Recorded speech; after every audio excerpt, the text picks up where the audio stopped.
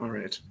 So, um, coming to the Bible study here, we're coming off of Thanksgiving weekend. Let me ask you guys this. I'll look for maybe a few different answers. Why do we celebrate Thanksgiving as Canadians? Why do we celebrate Thanksgiving as Canadians?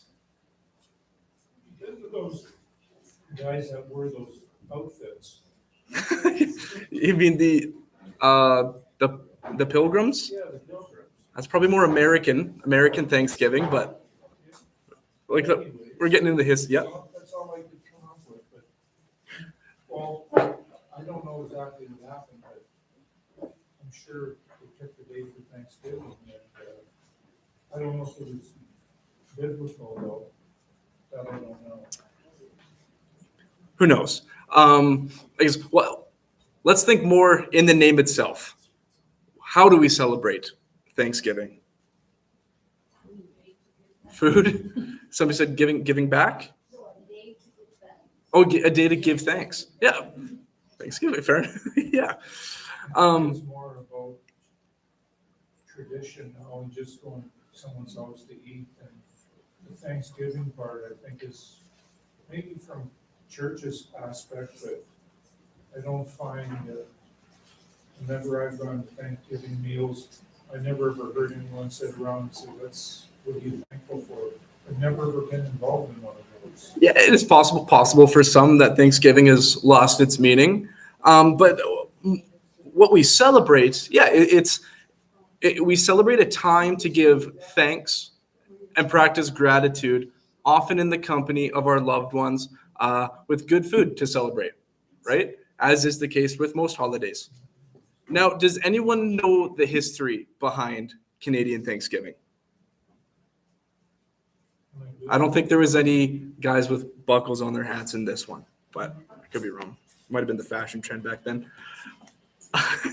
Anyway, I did a Google search. This is what Google gave me. I'm just going to read you a little bit.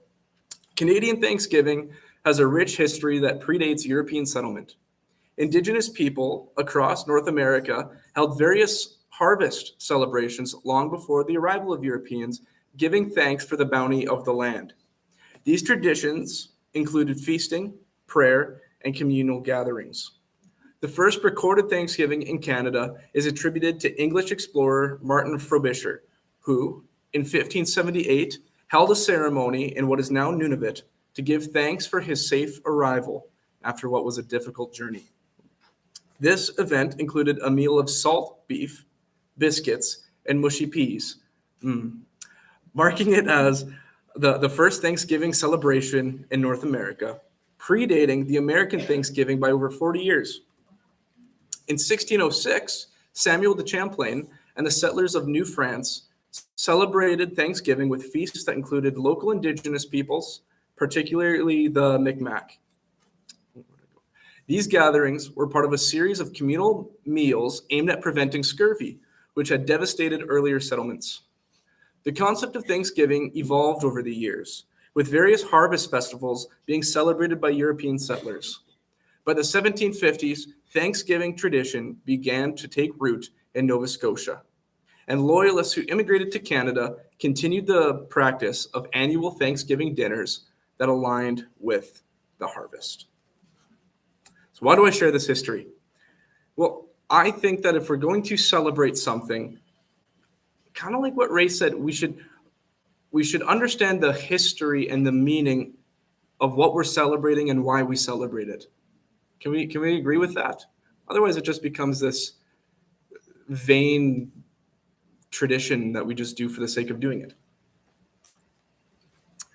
So we're going to pick up in Esther 8, and we're going to look at a couple of the feasts and holidays that they celebrated. If you want to flip to Esther 8, and the reasons behind them.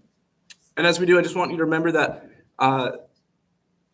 celebrations, national holidays, good feasts, these are all things that God's people have used to glorify him and give thanks to him for thousands of years, from in the earliest days of his people all the way to 2025. That means that I think we should also celebrate holidays that have a history of glorifying him. So let's go to Esther 8, 14 to 17. And what has happened up to this moment is that Haman, if you remember him, he was the evil guy who tried to eradicate the Jews. He's trying to get Mordecai killed. And he was ironically hung on the very gallows that were meant for Mordecai. It's a little foreshadowing to the crucifixion right there. So everything that Haman plotted in chapter 3 is about to be reversed, or was reversed in chapter 8. The Jews' safety is decreed on a national level because Esther asked King Xerxes to protect her people. I also prefer to say King Xerxes, which is his Greek name, as opposed to Ahasuerus. All right. So Esther 8, 14 to 17, if someone would like to read that.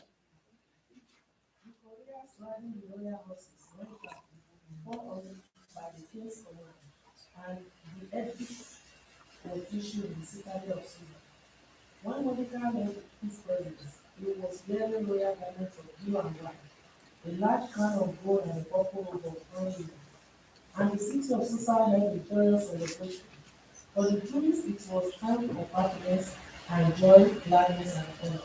In every province and in every city to which the edict of the king came, there was joy and gladness among the Jews, with feasting and celebration. And many of the people of other nationalities became Jews because fear of the Jews had seized them. Awesome. Thank you. So if you remember from chapter 4, verse 1, this was when the plot that Haman had was revealed and Mordecai found out. Mordecai's response is to wear sackcloth, which is a symbol of great grieving in this time. And he grieves what Haman has done to his people and what he would want to continue doing. So now we see in this section, we see that reversal. Because God redeems. God does not leave us in that grief. Here, Mordecai receives fine clothing and jewelry. And we see 4 different things. We see light, we see joy, we see gladness and honor. And all of these things cancel out the grief and sadness that the Jews would have felt earlier in the book. And actually in verse 15, the rejoicing of the Jews aren't distinguished from the rest of the city of Susa. You see that. It just says that the city of Susa shouted and rejoiced. It's interesting. We're not categorizing them differently based off of the Jews and non-Jews. It's the city of Susa.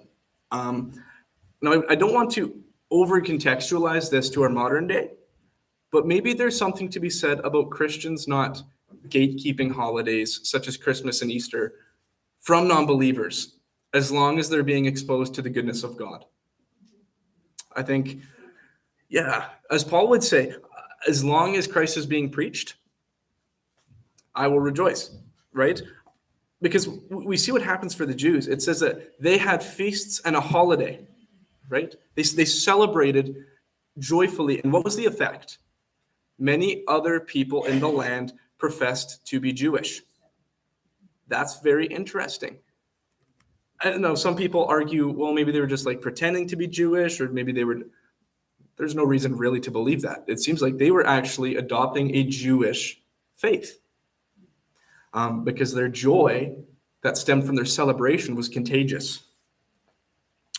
When we have holidays that celebrate what God has done, and we express our joy for such things, I believe that the world takes notice because they don't have holidays that compare. Tell me, what do you guys think is the most joyful holiday? Christmas. What would we say is the second most joyful holiday? Are you noticing a trend? Right? Let's not even think of Christians. Let's just look at non-Christians. Do you guys think non-Christians get more excited about Christmas or Canada Day? They don't even believe it's Christmas, and they don't even believe in Christ. Yet they celebrate joyfully. The 2 holidays that are most celebrated in our country now is not Christmas and Easter anymore. It's Christmas and Halloween. And I was talking to this guy, and he said that all the, those people that deliver stuff, the two busiest and most joyous time for people is Halloween now and Christmas. And I was thinking, like, that's pretty bizarre, for what Halloween stands for, like how busy it is. And they said, like, I said, really? And he goes, yeah, Halloween and Christmas are the two. Well, that's an interesting point. I'm going to jump just a few of my notes here to get to that. Did you guys know that Halloween originated as a Christian holiday? Yeah. I totally acknowledge that in recent years, Halloween has become not a Christian holiday in many aspects. That it does unfortunately have a lot of baggage to it now. But it originated as a Christian holiday. St. Patrick's Day, even. A day that glorifies alcoholism. Where do you guys think that came from? St. Patrick's Day. It originated as a Christian holiday. No. The drinking part, though, like. Well, no. In the Bible. Let me get to that. We have, behind Easter and Christmas, two of the most popular holidays would be Halloween and St. Patrick's Day. And they have, in many ways, unfortunately digressed. That's not the right word. But anyway, they've become something that the world solely celebrates, that Christians have abandoned. But what if we sanctified and celebrated our own holidays? What originated as Christian, and that was muddied a little by the world, what if we cleaned that up? I'm not saying that we should defy our consciences. I'm not saying that we should look like the world. If you have issues with Halloween or St. Patrick's Day and what they've become, that is totally fair. Follow your conscience. But I think that there's also a lot of evangelistic power. When do you think churches fill up the most? Christmas and Easter. Right? Yeah. We have Halloween in 2 weeks here. Maybe, and again, I'm just challenging some of you. If you have convictions about it, you don't have to follow it. But if your conscience allows you to, perhaps you can consider keeping your light on and giving out full-size chocolate bars with gospel tracts taped to them. Because would that not be a fantastic opportunity to glorify the Lord? And also give out full-size chocolate bars. Right? Why do we give out full-size chocolate bars? Because Christ gave us a full-size portion, not a fun-size portion. And don't tell all the kids to come to your house and you're going to run out of chocolate bars. Yeah, I can only hope. Anyway, I digress off that point. Sure. Denominational churches like Lutheran and Anglican, they celebrate All Saints Day on the Sunday before Halloween. And I think that's something I really appreciate from my background. And, the most popular hymn is, it's right there, it's on. Martin Luther wrote it. But they start that service really honoring God and who He is. And, we're all saints following Jesus. And, I think that's a really neat way to declare to those who are Christian and want to know what we do with Halloween. Because before Halloween, we celebrate in the church. Mhm. Saints. Yeah. Well, and it certainly is a contentious thing. That's the song. On 94th Almighty Fortress. Okay. Yeah. Yeah. Anyway, it's just something to think about. Yeah. Yeah, but it just in effect, the city of Susa, Jews and otherwise, seemingly celebrated this Jewish holiday.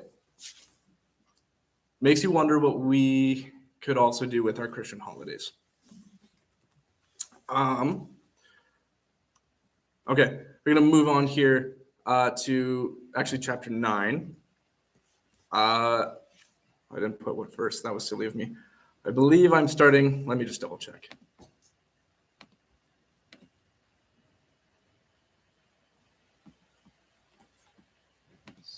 Okay, yeah. Chapter 9, verse 17. This was on the 13th day of the month of Adar. That's just a Jewish month. And on the 14th day, they rested and made that a day of feasting and gladness. We're noticing a common theme with celebration, good eating, and a lot of joy. But the Jews who were in Susa gathered on the 13th day and on the 14th, and rested on the 15th day, making that day a day of feasting and gladness. Therefore, the Jews of the villages who live in the rural towns hold the 14th day of the month of Adar as a day of gladness and feasting, as a holiday, and as a day on which they send gifts of food to one another.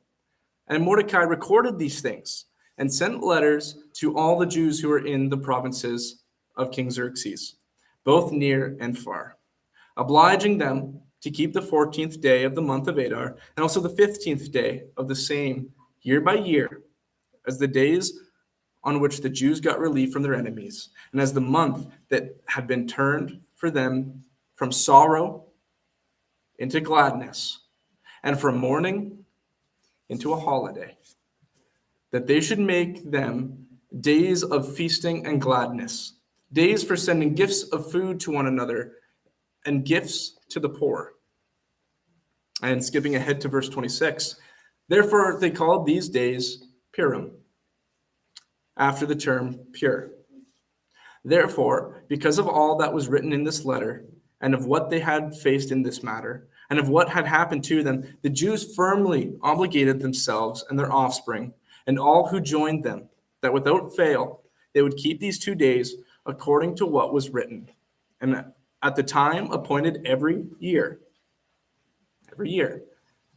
that these days should be remembered and kept through every generation, in every clan, province, and city, and that these days of Purim should never fall into disuse among the Jews, nor should the commemoration of these days cease among their descendants.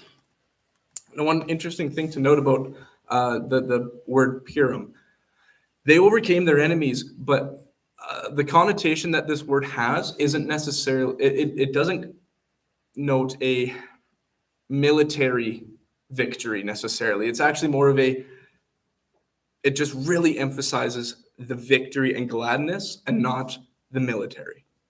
It's very interesting when you think of the celebration. Just something interesting there.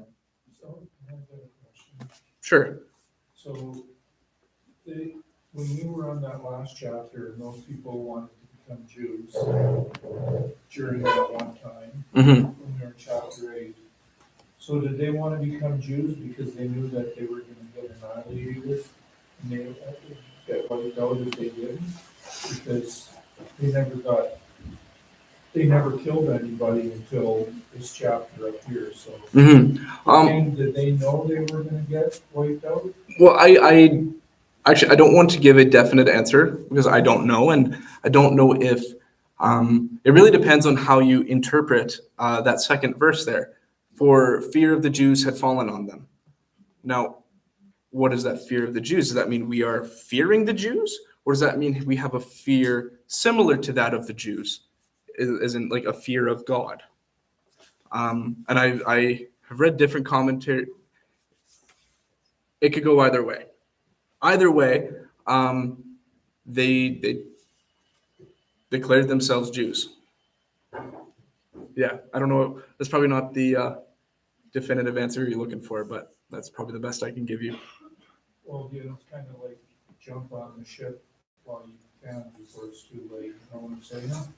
Yeah, and you know what though? I think even if we see people convert to Christianity that way today, I still see that conversion as authentic in many ways. Even if somebody just becomes a Christian because they don't want to go to hell,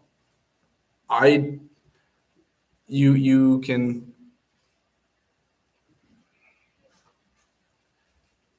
maybe call that a little bit, I don't know. Well, I don't want to say cowardly, but I would still say that if that person truly believed in God for that salvation and did repent in their sins, I would say that person is still as converted, even if, simply from that fear. Fear hell and don't want to go to hell, so when you jump to be a Christian, well, that's showing something. Yeah, for sure. Anyway. Yeah, so that's the best answer I can give on that one. That's a good one. Okay. Okay, so I want to highlight here. Verse 20 says that Mordecai recorded the celebrations that were happening amongst the people. Why does he do this? What does the text seem to indicate? What was that question again? So verse 20 says that Mordecai recorded the celebrations that were happening amongst the people. Why does he do this? To record it in history? Yes. And then why? There seems to be a reason. So then it doesn't stop happening. So it doesn't stop happening. Right? He then tells everyone, it says near and far, not only to continue the spontaneous celebrations, but to formalize it, to decree it a national holiday, to use our 2025 vocabulary. Right? Celebrate this annually so that no generation forgets what God did. So no generations forget how he cared for his people in this time. Because this was an incredible testimony. Don't let your kids forget this. How would you not let your kids? I mean, how many of you guys have Christmas or Easter or whatever traditions? Probably almost all of you, really, whether you call it a tradition or not. And then for one tradition, my wife's family had was every single Christmas they would pick a series of movies to watch. Like sometimes it was like Lord of the Rings or well, I don't know, I wasn't there, but I know they watched Lord of the Rings one time.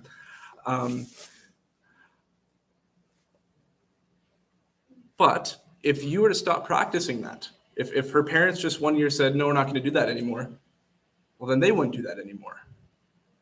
You know, when my wife marries in my family, they wouldn't do it anymore. And my kids certainly wouldn't do it anymore. And their kids certainly wouldn't do it. And eventually these traditions are lost unless you have reason to continue practicing them. You see what I mean? And so that's why it was so important that to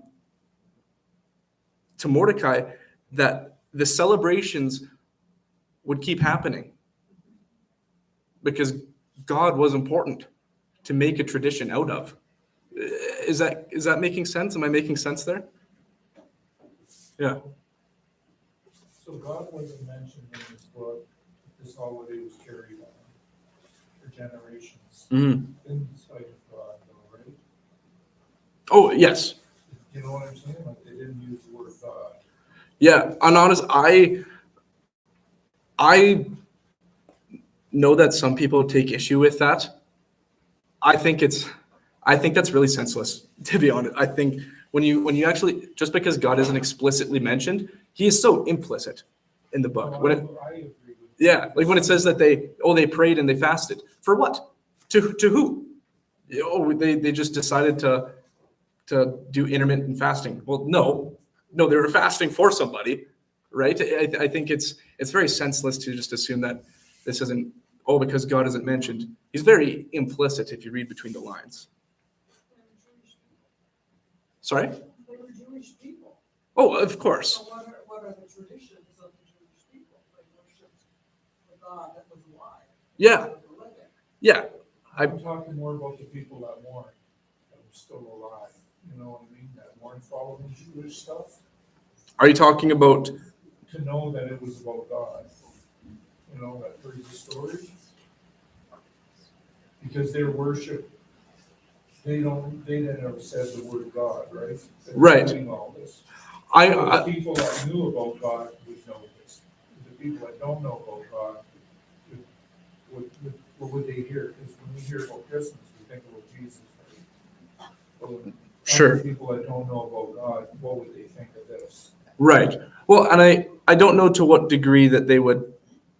I mean, to draw your parallel between Christmas and Purim. I mean, some people don't even realize that Jesus is the reason for Christmas. I mean, some people do realize it's Christmas. I don't know to what extent, but I do believe that it would be very implicit in. I mean, if you're talking to a Jew, you know who they believe in. You know what I mean? If people know I'm a Christian, I don't think I need to necessarily further clarify that I don't believe in Allah. You know what I mean? I think like my non-Christian friends who know I'm a Christian, they know I'm talking that I believe in Jesus, even if I'm not explicitly saying it in a conversation. You know what I mean? I don't know if that makes sense, but Yeah, it does. okay. Well, but Thanks. All right, so continuing on here. Verse 28, it says that these days should be remembered and kept throughout every generation. Yeah, I think that's so important. In every generation, in every clan, that means like every family, province, and city. So we have this related through like time. We have this related through blood and through geography. Like this is to be celebrated for everybody. And that these days of Purim should never fall into disuse among the Jews, nor should the commemoration of these days cease among their descendants. So the Hebrew verb there, to remember, is used twice in Hebrew. And this verb is commonly connected with festivals. And these festivals serve to remind one generation of what they have seen and experienced, but they also perpetuate the memory for those who are not firsthand witnesses of deliverance. You know? Yeah. For those of you who don't know, I baptized my sister almost 3 weeks ago. Yeah, that was a really cool moment for me. And as a gift, Macy and I got her this little plaque. Just said something about being raised or like being baptized with Christ and raised new with him or something like that. It related to baptism. And we told her to write the date that she got baptized on the back so that it would always serve as a memory of what God did and when. So she would be able to, I mean, we're sentimental people.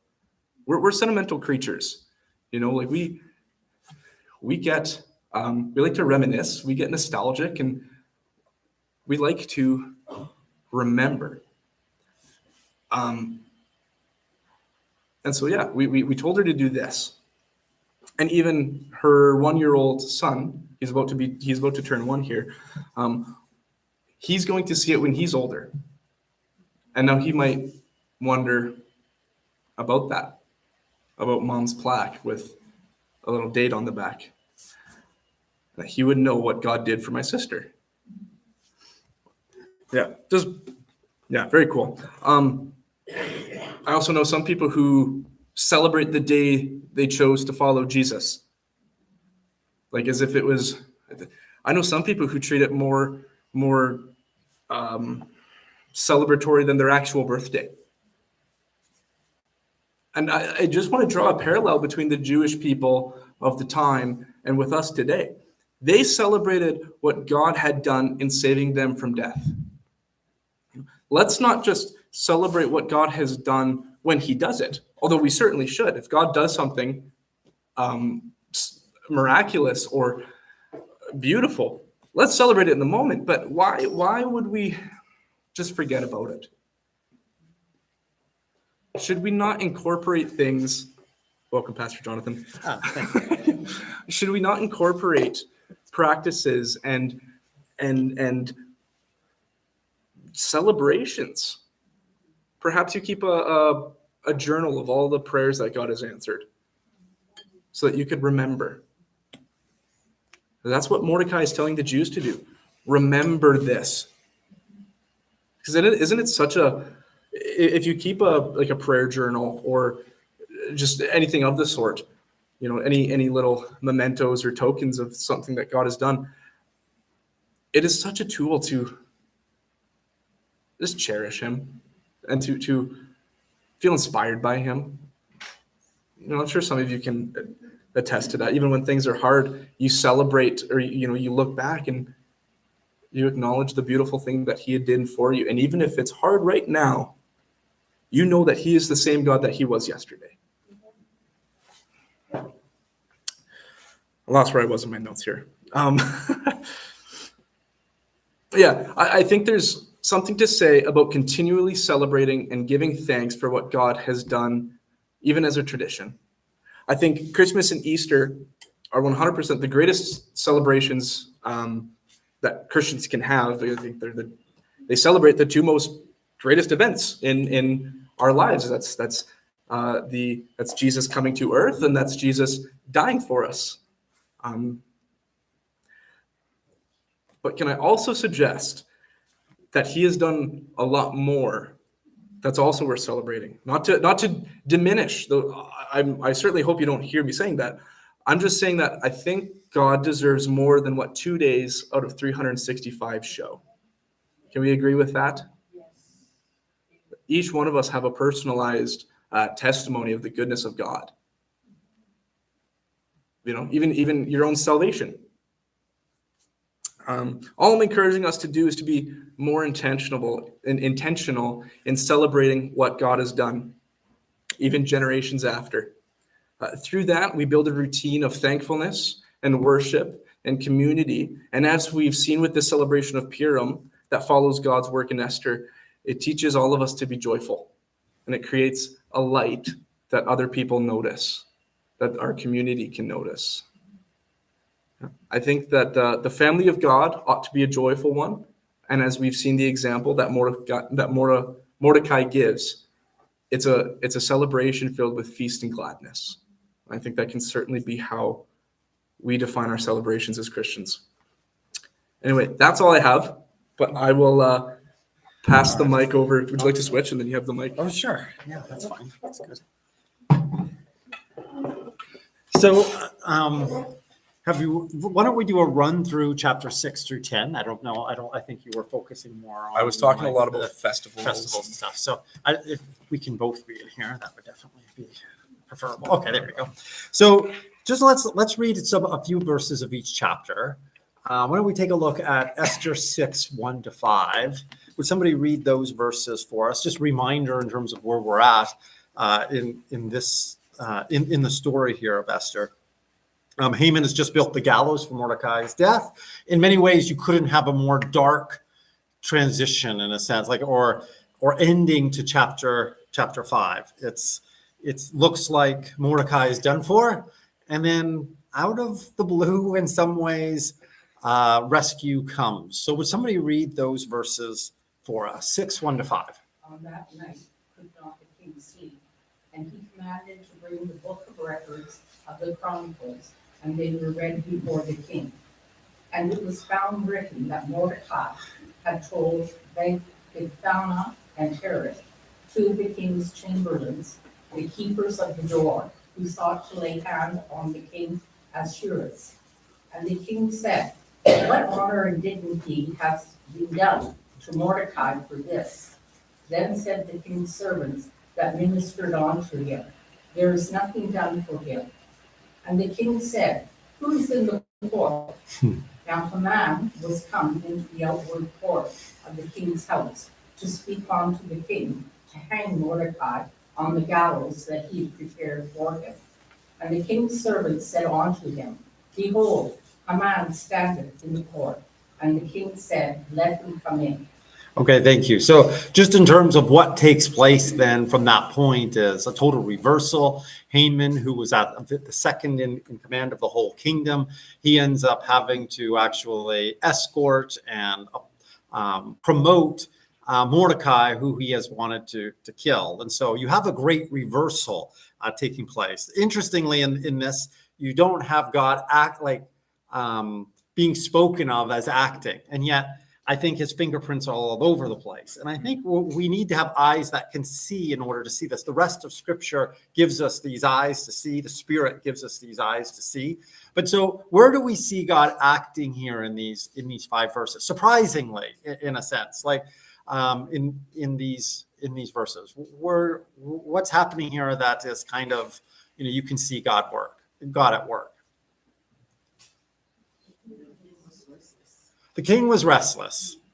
Same thing. King's restless, can't sleep. So Dr. Cass spoke a little bit about that. God uses insomnia essentially, even for as well. The king's insomnia results in the deliverance in many ways of the Jews. That's what brings it. So something so insignificant and small, it's kind of important. And he calls for, why does he, one commentator noted, he didn't call for any women, didn't call for Esther to entertain him. He calls for the book, the Chronicles.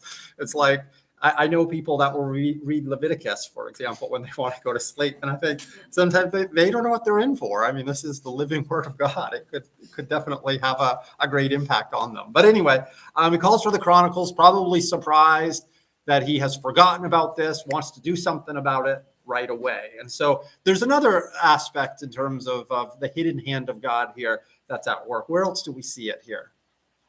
So not only the king can't sleep, maybe this is his reading material when he can't sleep. Just so happens to be the book of remembrance that, that he hasn't remembered. It's a really ironic twist.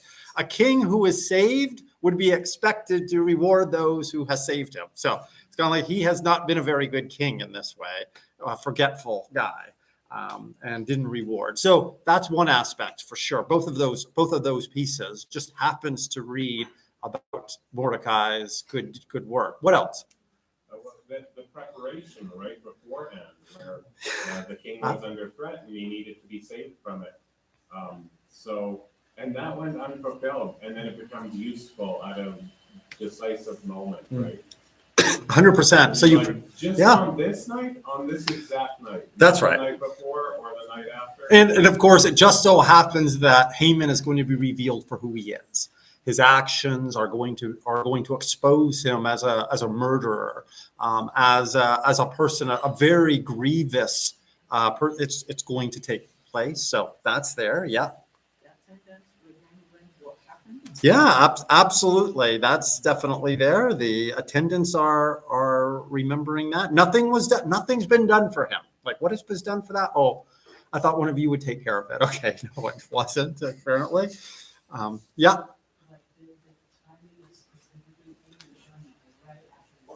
Yeah, isn't it amazing? Haman just happens to come in, just at this particular time. Why is he coming in early in the morning? Because he wants to get Haman's death or Mordecai's death over and done with before, so he can celebrate in peace. Like he wants Mordecai to be hung on the gallows, and man, what a good feast that's going to be. He can drink himself silly then and not have anything to worry about. And of course, we know that God works in time, just the right time.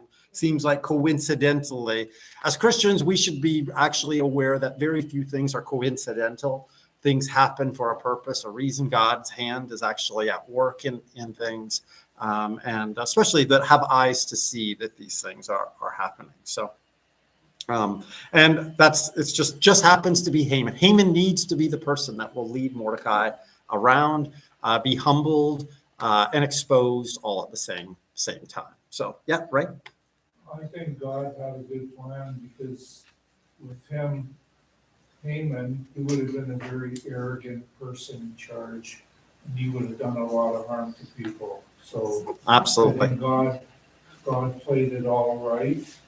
Yep. Perfect setting, how it went to show. Like, it's not that someone just shot him with an arrow. You know what I mean? Like, he had to go be humiliated by leading Mordecai around in the horse, and then he had to go through a lot of different things.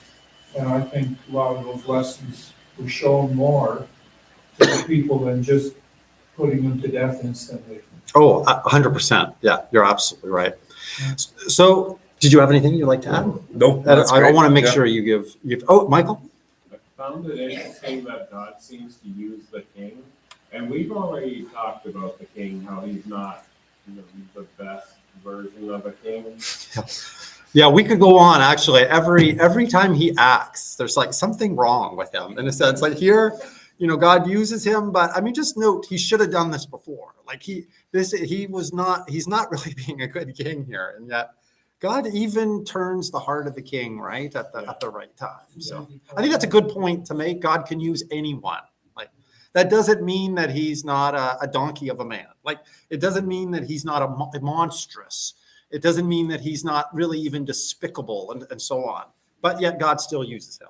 No way is this King Xerxes, Ahasuerus, is he to be considered a good, holy, righteous character? Not in any means. But God is able to direct his steps. So I think it's pretty powerful. I find that interesting.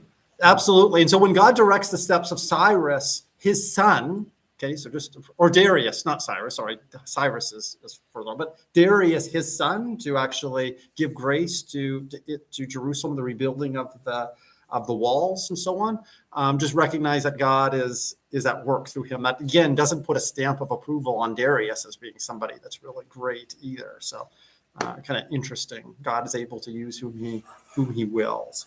Naomi often reminds us, she's not here, so she doesn't get she won't, I won't get any credit for this later. But anyway, the idea of the prophet Balaam, right, is rebuked by a donkey, like kind of idea. So just remind the donkey remains a donkey, like just to remind us of that. So an animal and so on. So, but Ray, did you have something you were going to say? Yeah, well, so in a lot of the people's eyes, though, they might have seen some good in them because, like, that party he threw for 180 days or whatever, like, how many kings would do that, because that's a lot of feasting and drinking and, like, I don't know if there's another king in the Bible that threw a bash like that, but.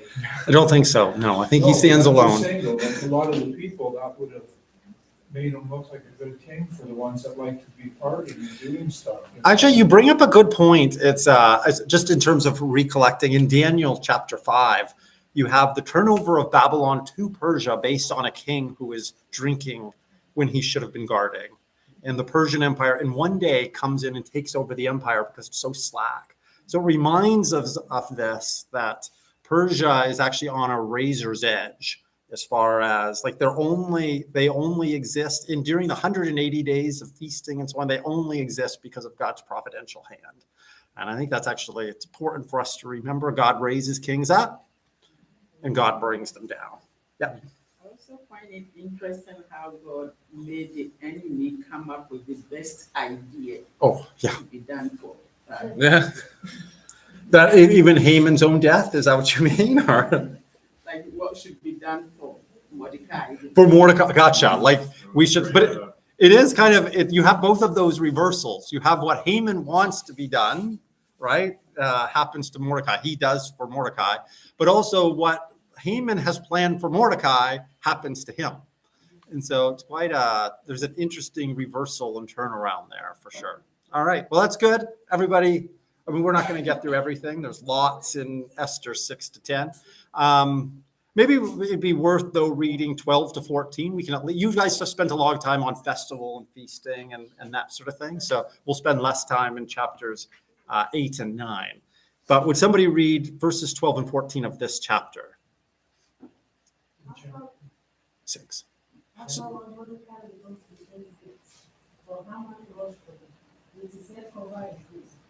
told the Russians wife and all his friends everything that happened to him. His advisors and his wife the Russians said to him, since Mordecai, before whom you now fall as standing, is of you surely, you cannot stand against him. You will surely come to us. While they were still talking against him, The king, the Lord's arrived and already Haman, the way to die for Esther's house. Okay, thank you. Lots of interesting things that are going on here. First of all, the his wise men and his wife gives this prophecy concerning him that's about to actually take place.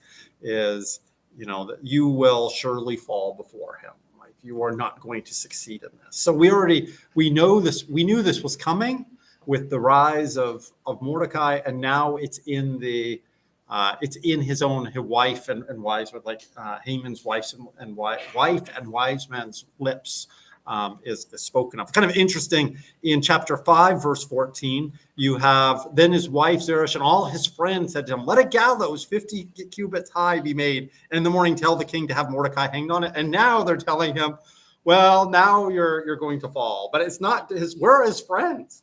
Now it's his wise men and his wife are saying that. So his friends apparently have left. They don't want anything to do with him, and they're separating themselves from him. Just though it's kind of like the prodigal son. Remember, he's like goes and spends all his money. Well, once that's all gone, we don't really want anything to do with you. So we see this as a common motif. So She's like Jezebel, though, for her husband. He was crying and whining about stuff, and she stepped in and said, hey, I'll take over. Yeah, that's right. Advice. That's what I think of her with this story.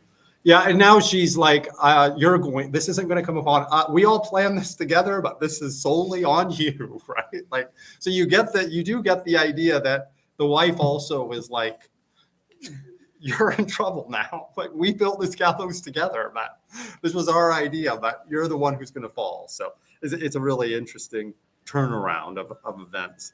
We do see here he's not in control now of his own life. So he's going to be led, like in verse chapter 7, just is it chapter 7 or the end here? Yeah, verse 14 of chapter 6. While they were yet talking with him, the king's eunuchs arrived and hurried to bring Haman to the feast that Esther had prepared. Things are now spiraling out of control for him. He is not in control. He sought to be in control. He sought to take matters into his own hands, and now they're no longer there. Do you have a question or thought? Yes, the story seems to move fast. Oh, it does. How long did it take an actual? Well, this is the same day. So what's happening is you had the feast the previous night, and Haman was so like pumped up by it. He's like, the king and the queen love me. So much so that they're honoring me with a second banquet. So good. So let's raise that gallows, like let's put that pole like that. We're going to hang, impale. It seems to be much about impale this man like Mordecai on. We're going to put him on this pole. That happens he's like, let's get this going. That's the night before. Remember, the king can't sleep. Well, early in the morning, he's got it prepared. He comes in before the banquet, wanting to take it. So this is all taking place in like a 24-hour period, somewhere in that neighborhood. We are intended to see that things are moving very fast. So, and I think that's part of it. They waited 12 months or 11 months, I guess it is, from when the lots were cast till this day that's coming. But this is that would have been an agonizing wait. And I think that's something to be said. When God decides to deliver, it happens very fast. Same thing with the Exodus. You don't have time to wait for your bread to rise. It's come and that's what we find in this story. And I think it actually is something to be said. When God comes to deliver, things fall into place, and it tends to happen very quickly as opposed to taking a long time. So same can be said, of course. Jesus defeated death very fast. He died. When Jesus rose, death was defeated. Death was and all the enemies and so on were put to shame. Okay, so lots going on. Let's take a look at Esther 7 here. And so would someone read, how long do we want to read? Just the first couple of verses here of Esther 7. Just the first two. We'll start with there. Who would like to read? The king and Haman went to Queen Esther's banquet, and as they were drinking wine on the second day, the king again said, Queen Esther, what is your petition? It will be given you. What is your request? Even up to half the kingdom, it will be granted. Thank you. Now, one of the things we want to see here is this has been Esther's plan. The reason why she did the second feast is to build anticipation, to actually extend favor. And the king now is wanting her like to know. He's like, okay, tell me now. I can't wait. I know you have, and before, if she had told him on the first day, he would have been more likely to give her what she wanted. So we see here, like you see an increase if you were to look at chapter, I think it's chapter 5, where you have the first feast, and it's just very simple. I'm going to give you what you want. I'll give you your desire. Here, it's much stronger. It's what's your wish? It shall be granted. What is your request? Even to the half of my kingdom.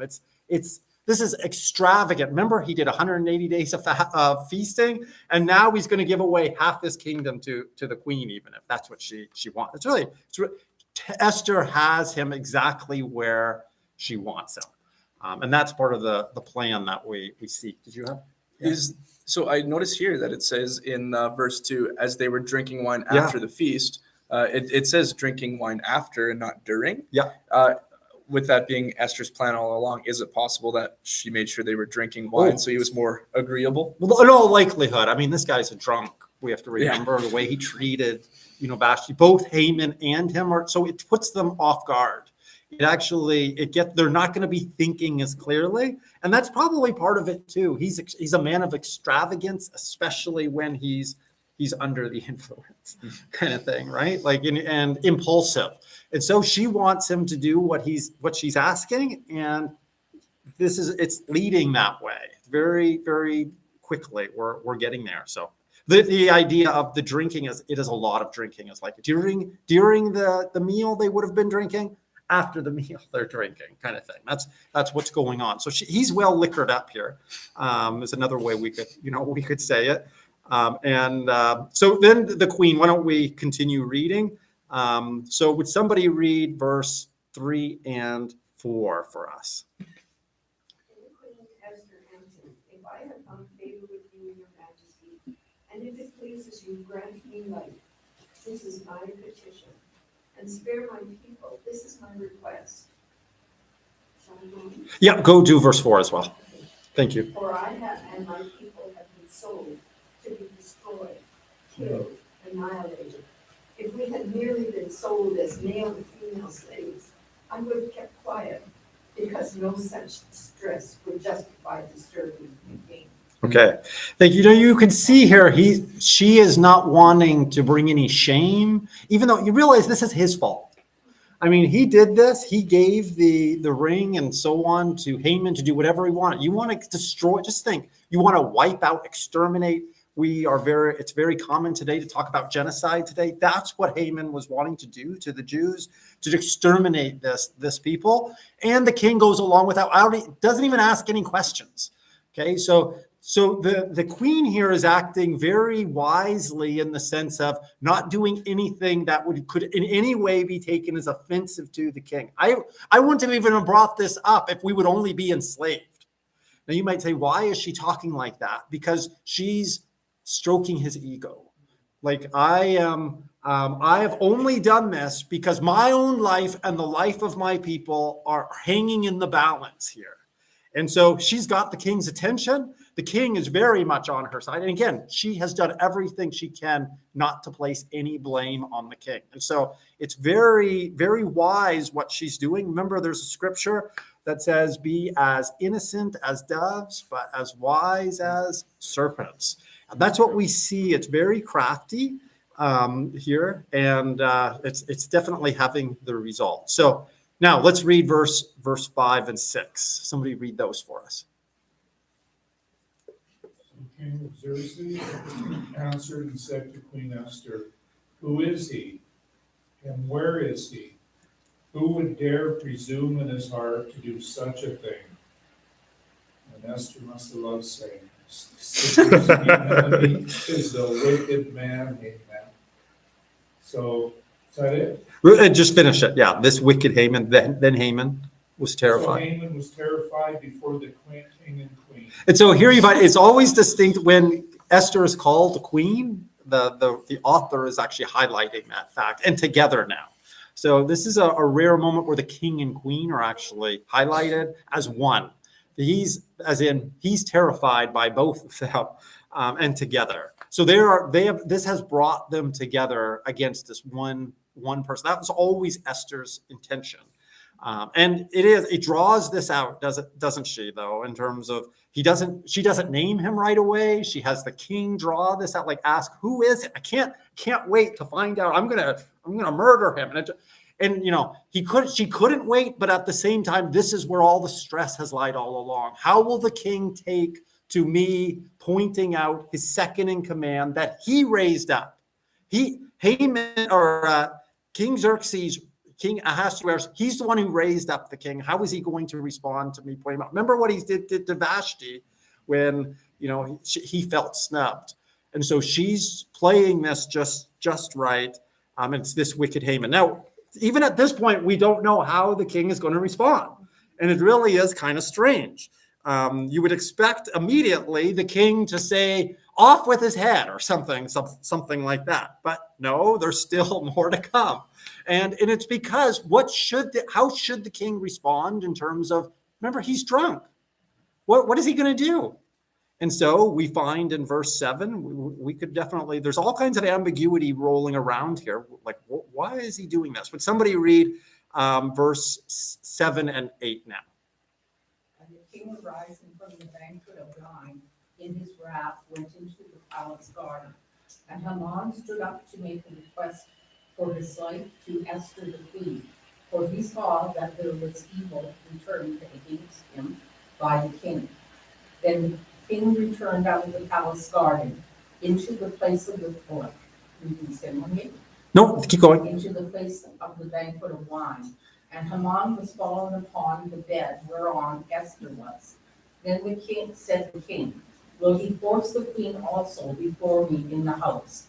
As the word went out of the king's mouth, they covered Haman's face. Okay, so what has happened here? The king decided to take a break. I'm going to go. I don't know he's probably trying to clear his head. It does say that he rose in his wrath from his wine drinking, went to the palace garden. It would be normal for the king, like, okay, I need to think clearly. I need to have some rational thought here about what I'm going to do. So he goes out to the garden. In the meantime, Haman decides this is a good time to beg for my life, probably knowing the mercy of the Jews and so on.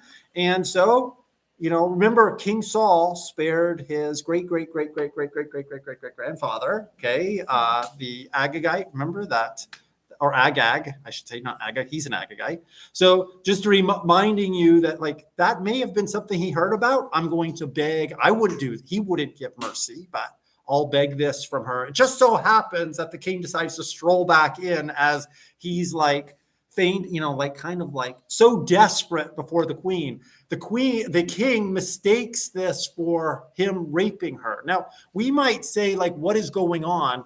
A way to undermine a king was actually to have sexual relations with a concubine or a wife of the king. And so the king had every reason, like, is it rational? Remember, he's not thinking that clearly. Would he be, if he just looked a little closer, he'd see that there's nothing going on between them. But he immediately thinks what he accuses Haman of doing is raping the queen right here in front of me. And that seems to be where, like, he just makes the decision. It's over. When he makes that declaration, are you going to rape? Like, this is a usurping of power move. It's more than just violating his wife. Now, just understand, it doesn't seem like the king cares about that much.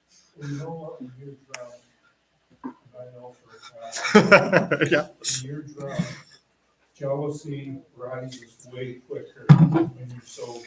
Sure. And, Yeah. no, I'm just Yeah. saying that. Yeah. And anger comes out, and that's why a lot of fights and a lot of stuff happens when people are drunk, because they assume something worse is going on than what actually is going on.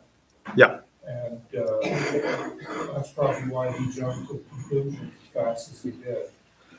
Yeah. So, some have commented that this is in some ways the darkest and perhaps also the funniest moment in the book, in that again, you have all these coincidental moments that the king just happens to come in right at this particular moment in a place of of Haman showing his greatest weakness, but mistaken for a most terrible act. And so just understand, like, again, the king is not probably doing what's really, the king is not acting in really a great way here, not showing mercy or grace or anything, but it is probably in this particular case the will of God to bring about a justice in something that has been so terribly twisted and so on. So uses the king and his thoughts on this. So it's, remember Xerxes just a day earlier been reminded of the plot to kill him and seize power. So remember the chapter 6, when he was reading a book, it was Mordecai that kept him from being killed in a plot against his life. And now he sees this man trying to rape his queen. He's not in a very forgiving kind of mood right now. So it ends up to be the end for Haman, for sure. We don't really need to go any further. You know the story. He says to hang Haman on the very pole that he had for Mordecai. And so you have the complete reversal then take place. Then it says after that the anger of the king or the wrath of the king is abated. And then you have all the grand reversal then goes to completion. The historical remembrance of this moment is going to be entrenched in Jewish understanding forever. There's all kinds of ironies everywhere.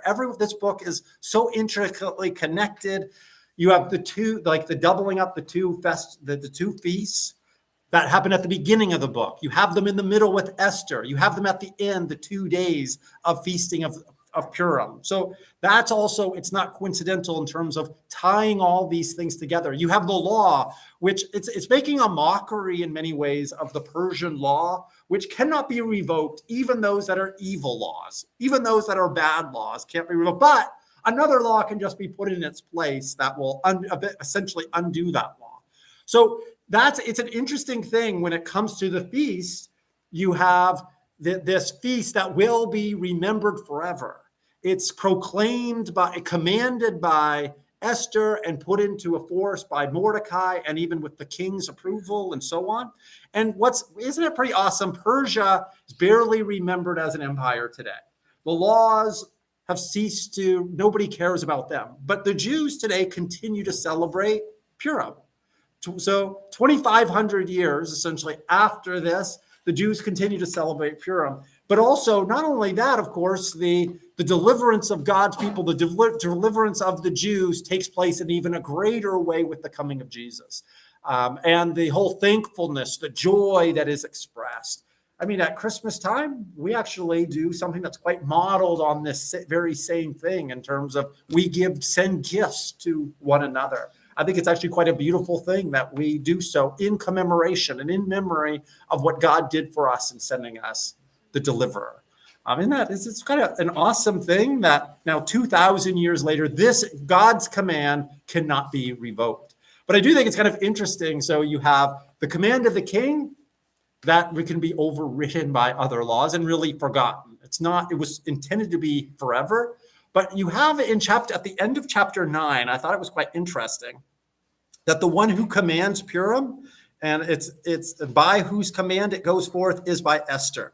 So verse 32, the command of Esther confirmed these practices of Purim, and it was recorded in writing. And it's a really interesting thing. It's like maybe she's not even the most important person in the book. That might even be Mordecai, who begins and ends the story. But it is something pretty awesome that a woman who can be put out of the king's presence at just a notice, can be put away and so on, and has very little rights and so on, puts forward a command that lasts millennium. And I think that's actually quite an awesome statement at the end of this book. God loves to overturn things. He loves to use those things that the world says are not, or are not meaningful, don't have purpose and so on. He loves to take those and make something beautiful out of them. I think we see that in this story with Mordecai and Esther. Those who have no right are given all the rights, are given all the authority and all the power. And so that's what we see in this world today. Christians may seem like, it may feel sometimes like we're on the bottom and we aren't really listened to. And what we say, the world doesn't take to heart. But there is coming a day of reversal. And there also are times where we get glimpses of this, where Christianity does seem to actually wins out for a day or for a year or for even for sometimes a century. But we have to realize that's not the norm during this time. But God promises the kingdoms of this world will one day become the kingdoms of our Lord and of his Christ, and he will reign forever and ever. You have anything you'd like to say? I think that's a good way to cap it off. Yeah. I think. Mom? You go back to that last feast. Yeah. Esther didn't really say that much concerning what Haman had done. She just pleaded for her life. Even Haman being put on the stake. Yeah. That came from a Haman. Yeah. And Esther, once she decided, if I die, I die, she went in there. In the end she did her banquets, but she didn't say that much about what Haman had done. And she said it very wisely. But the fact that when she spoke, that's all she could do. Other people took over. That is actually how a king or a queen actually, I don't have to say that much, do they? They're respected and that sort of thing. So, yeah, it's true. It's good. Yeah, and sometimes I don't know what to make of it. We're supposed to understand, like, God uses and raises up people we probably wouldn't. And so you can find flaws in Esther. You can find flaws even in Mordecai in terms of, he's offended. He won't bow down to Mordecai, or to Haman. He won't, even though it might mean the death of his people. Like I kind of have a little bit of a problem with that, like that kind of thing. I have a problem in some ways. I don't know about you with the fighting back of the Jews against their enemies. It's really, today, it's a difficult thing. And yet there is restraint. They don't act like conquerors normally act. It's very different. And we do need to remember now, Jesus actually made it quite clear, like, we're to be different. He says to Pilate, if my kingdom was of this world, my people would fight. And we need to really take hold of that in terms of we really aren't of this world, and our weapons now are not of the flesh, but they are mighty. And we put our hope in God. Anyway, I think that brings us to the end of our Bible study. I think that's been really good. A special thanks to Hunter for pitching in and doing all the work for more than half. Appreciate you. Thank you, Hunter. So we come to the end. I would ask who would like to pray for us tonight? I could ask anybody. Michael, why don't you? I can see the finger pointing there to Michael. There we go. Heavenly Father, thank you for your word.